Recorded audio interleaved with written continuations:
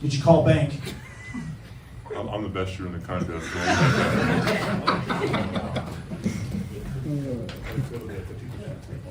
Pretty good. We need to have that little graphic that posted the other day.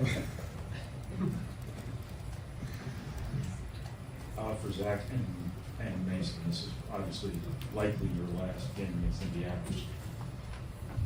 How big was this for you personally? It was big. We owed him after last year. I think me, like all the seniors, like we all really felt like this is our last time to really give it to him, to prove it to him, to come up with that fire, and I think that's what we did.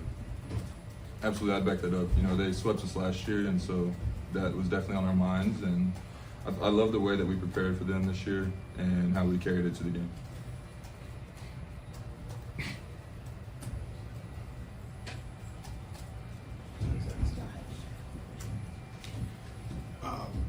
Another game where the defense early wasn't quite as tight as the rest of the way.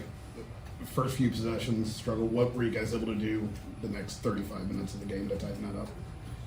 I think kind of just coming out, we let them get a lot of easy shots. They got some back cut layups. They got some offensive rebounding. It was stuff that we could really fix and stuff that we didn't want to let them get, and we kind of fixed it. Braden, I know you've talked about this a lot this year, but just being more aggressive when Zach dives or, that pick and roll game, how deadly has that been for defenses where they've got a pick now? Are we going to guard you? And it seems like it's basically pick your poison, and both options are a pretty good option. Yeah, for sure. I think it starts off with the confidence from the players and the coaches they have in me, and just for me to just make the right play. And if it's me, it's me. If it's not, I'm going to find somebody. And whether that's finding Z or finding the shooters, it's just my job on the court. So. What was it about the way they were guarding ball screens that kind of activated the scoring? To be honest, I couldn't tell you. I was honestly really surprised how I got to the rim a couple of times just with no defense, to be honest. And it just felt really weird to me, but you just take what they give you.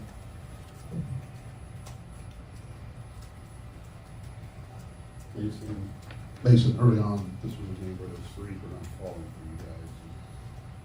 Matt always talks about what are you doing when the shots were rolling in. What did you feel like you guys did well during that stretch until the threes started falling? I think our coaches do a great job of always reassuring us that whenever we miss shots, it's not okay to get down about the missed shots. We want to take good shots, and if we're taking good shots like we did today that we missed, the coaches backed us up. They told us to keep taking those shots, and whenever you have a coach like that, it just gives you confidence, helps you play throughout your mistakes and carry on into the game. And we ended up shooting well, I'm pretty sure, and so that's what the result of it. Whenever your coach has your back and you're confident, your players have your back and your confidence level stays high. So. Yeah.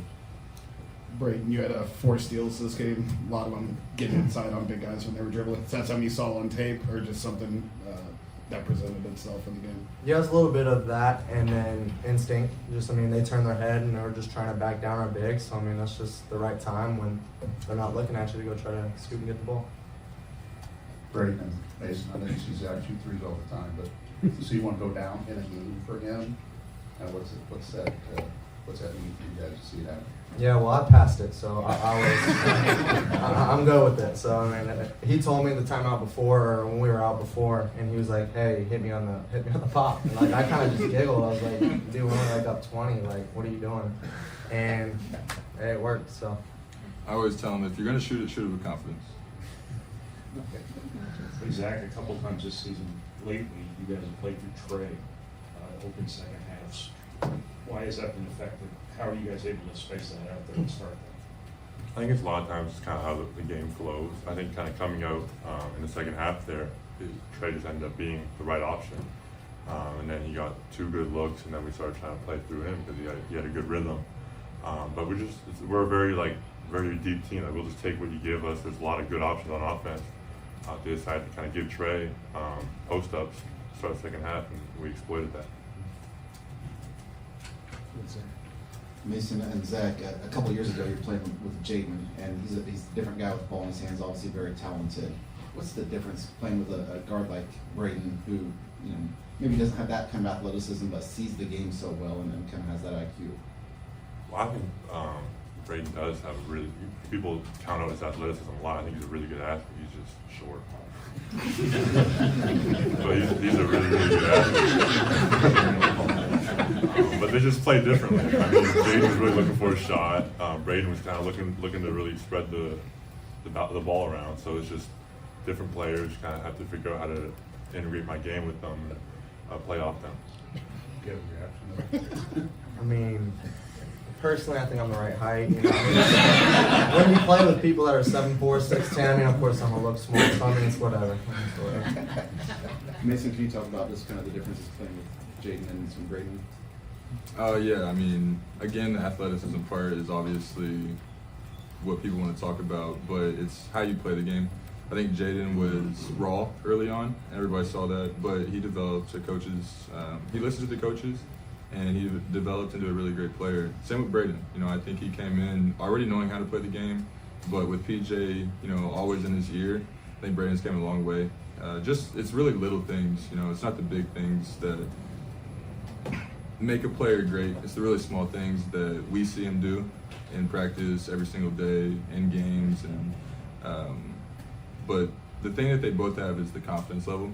Jaden was a really confident athlete, really confident player, really confident person, and I would say the same about Braden. You know, he knows how to win, he knows how to play, he knows how to get his players going, and he runs the game. Everybody sees it every single game, and I'm proud of what he has become. Both of them, really. Jaden's doing great too. Let's go two more, please. Go ahead. Hey, Zach, or any of you guys, who's in charge of the free throw chicken? I couldn't tell you. I'm definitely gonna go get some though. Last one, Joanne. This for Zach. Congratulations on the 3. Do you have the ball? Like the game ball, I'm gonna look for it. Thank you, guys. Thank you. guys.